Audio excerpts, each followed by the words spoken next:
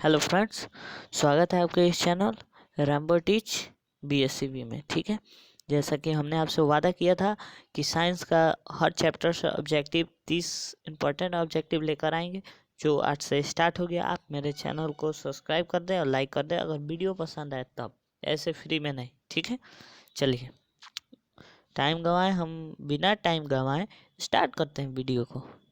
चलिए, first question है Cu plus H2 में अभिक्रिया कराएं। तो अभिक्रिया कराने के बाद ये बना Cu प्लस H2O। किस प्रकार की अभिक्रिया है, किस प्रकार की अभिक्रिया है? ठीक है, तो इसका आंसर हो जाएगा अपचयन, अपचयन। ठीक है, चलिए दूसरा देखते हैं। ZnCuSO4 मतलब जिंक कॉपर सल्फेट से अभिक्रिया कराए तो ये बनेगा ZnSO4, जिंक कॉपर सल्फेट और कॉपर। ठीक है, तो ये पूछ रहा है रासायनिक अभिक्रिया किस प्रकार की है, तो ये हो जाएगा आपका विस्थापन अभिक्रिया। अब विस्थापन अभिक्रिया क्या होता है? कोई भी, जैसे दो टाइप के तत्व होते हैं। ठीक है, एक अधिक अभिक्रियाशील, एक कम क्रियाशील, एक कम क्रियाशील, एक अधिक अभिक्रियाशील। ठीक है, तो इसमें देखिए Zn जो है अधिक क्रियाशील है। ठीक है, Zn अधिक क्रियाशील है और Zn अधिक क्रियाशील है। ठीक है, और Cu ई कम क्रियाशील है।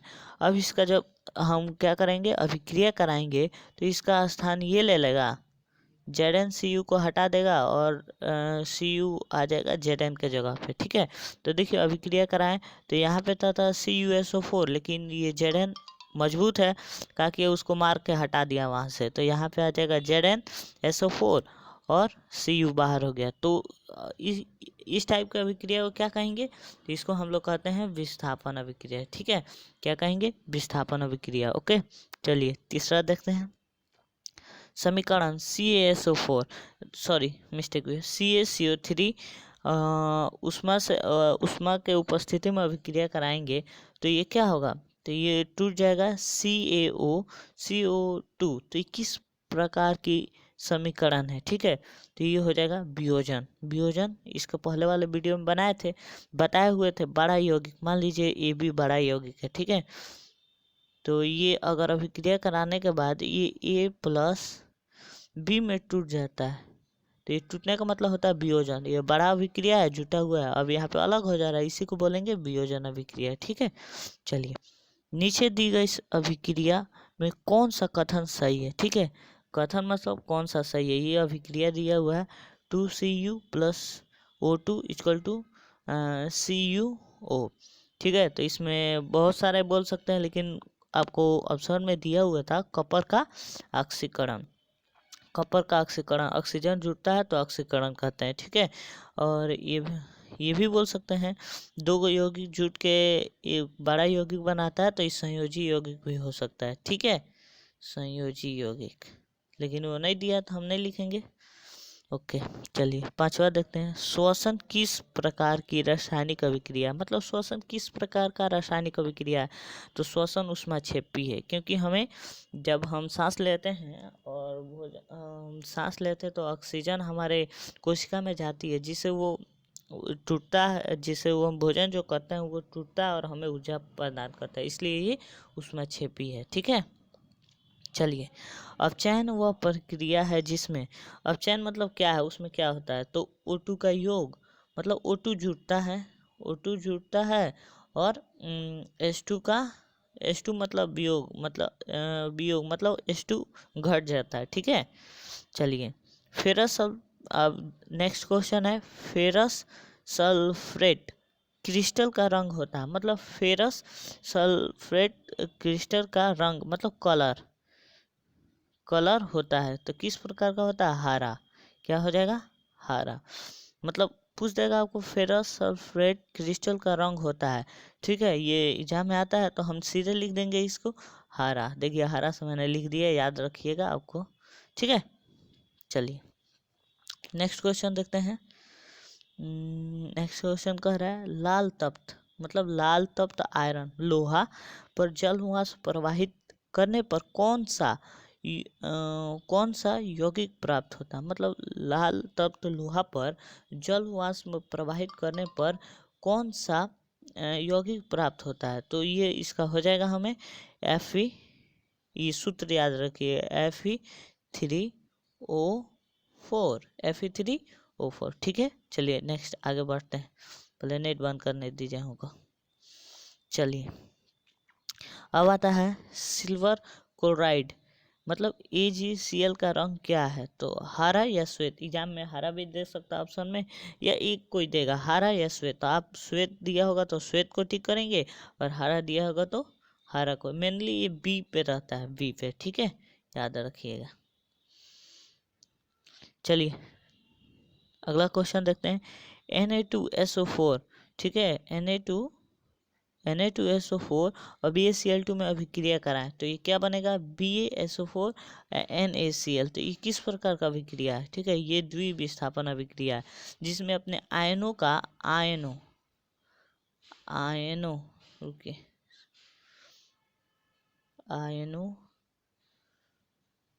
आयनों का आदान प्रदान करते हैं, उसे क्या कहेंगे, द्विविस्थापन अभिक्रिया, ठीक है। ये सब हम क्लियर कराए हुए हैं पिछले वीडियो में। फर्स्ट चैप्टर है रासायनिक अभिक्रिया एवं समीकरण, पूरा पढ़ाए हैं हम उसमें, आप जाके देख सकते हैं, ठीक है। अब जब मैग्नीशियम का फीता जलाया जाता है, मतलब जब मैग्नीशियम फीता को जलाया जाता है तो उत्पन्न आग की लौ होती है, मतलब जो हम मैग्नीशियम फीता को जलाते हैं, ठीक है, तो वो जो आग होता है उस आग होता है, मतलब आग होता है वो आग की लौ जो होता है ना, जिसको बोलते हैं लौ, मोमबत्ती जलाते हैं तो ऊपर वाला पीला टाइप का, उसी को लौ कहेंगे। तो किस कलर का होता है, तो ये हो जाएगा आपका चमकीला उजला, एकदम चमकीला उजला, ठीक है, चमकीला उजला। चलिए निम्नलिखित में कौन सा बुझा हुआ चूना है, पूछ देगा आपको एग्जाम में, बुझा हुआ चूना कौन है, या बुझा हुआ चूना का सूत्र लिखे। तो इसका सूत्र होगा CaCaOH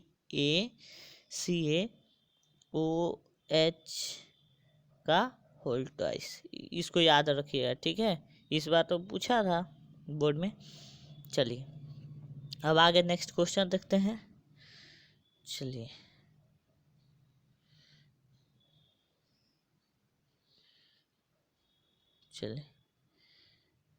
स्टार्ट करते हैं। हाँ चलिए, निम्न में से कौन अवकारक गुण प्रदर्शित करता है। अवकारक गुण कौन प्रदर्शित करता है, तो HGS, क्या होगा, HGS, ठीक है।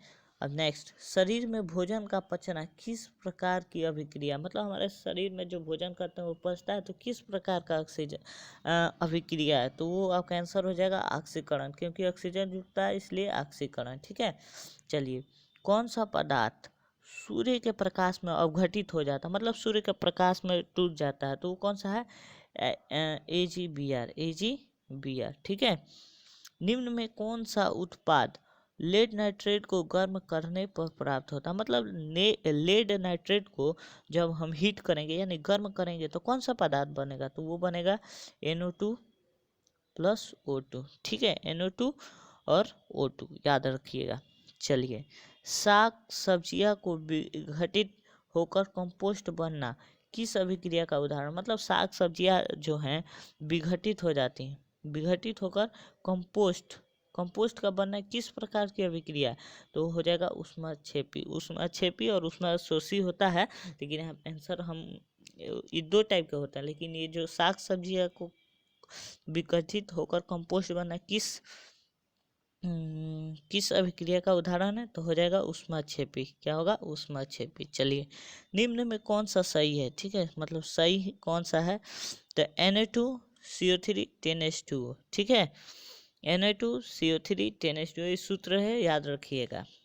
चलिए जब सोडियम हाइड्रोक्साइड जिंक से अभिक्रिया करता है, जब सोडियम हाइड्रोक्साइड जिंक से अभिक्रिया करता है तो कौन सा उत्पाद बनाता है, मतलब उत्पाद क्या बनाता है, तो Na2ZnO2 + H2। अगर ये आपको नहीं आता अभिक्रिया कराने तो आप बोल दीजिएगा कमेंट में, हम इस पे वीडियो बना देंगे, आपको समझ में आ जाएगा, ठीक है।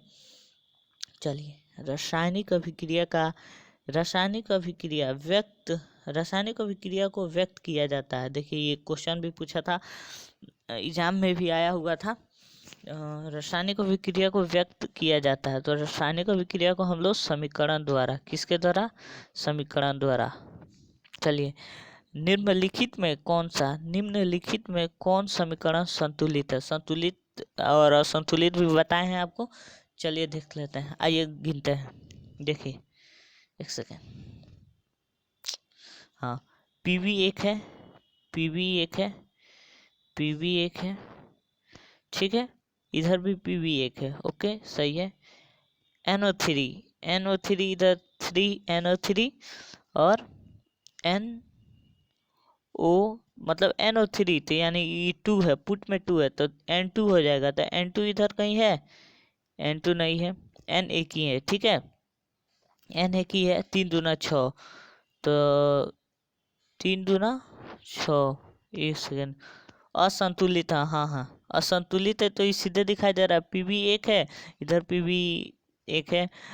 NO3 N2 दो गो है तो इधर N एक ही गो है, इसलिए ये असंतुलित है, ठीक है। चलिए आगे देखते हैं, निम्नलिखित में समीकरण संतुलित है। देखिए ये संतुलित का उदाहरण दे देगा, आपको पूछेगा कौन संतुलित है कौन असंतुलित है, ठीक है। देखिए Fe2 इधर 2 है, इधर भी 2 है, Fe, Cl3 है, Cl3, 3 दूना 6, इधर 6 है तो इधर 2 है, इधर 3 है तो इंटू हो जाएगा। तो 3 इंटू 2 = 6, यानी ये संतुलित है, ठीक है। चलिए, निम्न में कौन ऊष्माक्षेपी अभिक्रिया कौन सी है, मतलब ऊष्माक्षेपी अभिक्रिया कौन सी है, ठीक है। C+O2 अभिक्रिया कराएंगे तो CO2 और 94.45 क्लोरीन ये ऊर्जा देता है, ठीक है, याद रखिएगा। अब आता है निम्नलिखित में कौन सा अक्सीकारक है, अक्सीकारक तो O2 अक्सीकारक है, ठीक है, O2 अक्सीकारक है, कौन सा है, O2। अब क्वेश्चन आएगा, निम्न में कौन सी पदार्थ बिना ज्वाला के जलती है, मतलब कोई ऐसा पदार्थ बताइए जो बिना ज्वाला के जलती है। तो बिना ज्वाला के कौन सी जलती है, कोयला। देखें, कोयला, आप जाते होंगे आयरन वगैरह कराने, तो उसके दुकान पर कोयला मतलब जला तो उसके ऊपर आयरन रख देता है, तो उसमें से क्या लौ निकलता है, नहीं, केवल बिना ज्वाला के वो जलता है, ठीक है। चलिए आगे देखते हैं, और ज़्यादा नहीं है, बस अब 28 नंबर ऑब्जेक्टिव को देखते हैं, ठीक है। सिल्वर नाइट्रेट के विलयन में कॉपर डालने पर सिल्वर धातु की प्राप्ति होती है, मतलब सिल्वर नाइट्रेट हो गया। सिल्वर नाइट्रेट के विलयन में कॉपर डालने पर डैश धातु की प्राप्ति होती है, हाँ हाँ जी, सिल्वर नाइट्रेट की प्राप्ति होती है, ठीक है, सिल्वर धातु की प्राप्ति होती है। चलिए नेक्स्ट क्वेश्चन, गर्म करने पर कि, हाँ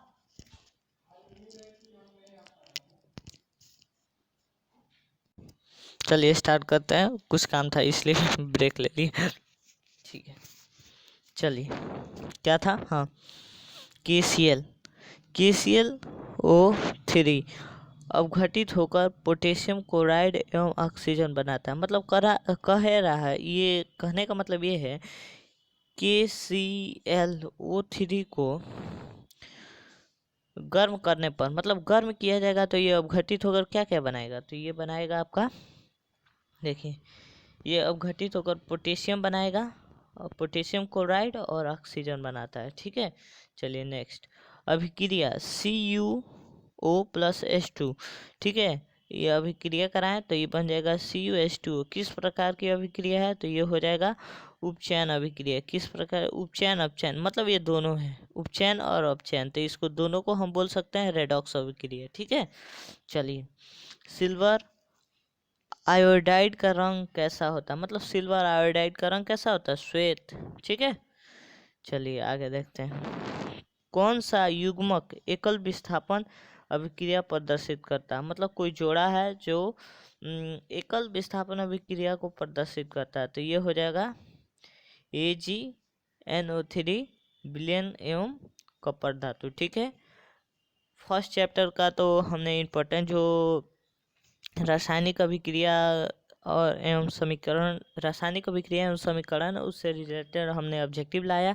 इसको हमने डिस्क्रिप्शन में लिंक है, आप जाकर वहाँ पे देख सकते हैं। ठीक है, वहाँ पे फर्स्ट वीडियो में इस सब पढ़ा दिया गया है चैप्टर को। ओके, अगर आपको इसका PDF नोट चाहिए हाथ से लिखा हुआ, तो आप डिस्क्रिप्शन में व्हाट्सएप ग्रुप है, उसमें ज्वाइन हो जाएं। ठीक है, व्हाट्सएप ग्रुप का लिंक दिया हुआ है, उस पर आप टैप करें और सीधे व्हाट्सएप ग्रुप में जाएंगे, वहाँ पे हम आपको प्रोवाइड करा दिया जाएगा। ठीक है, थैंक यू।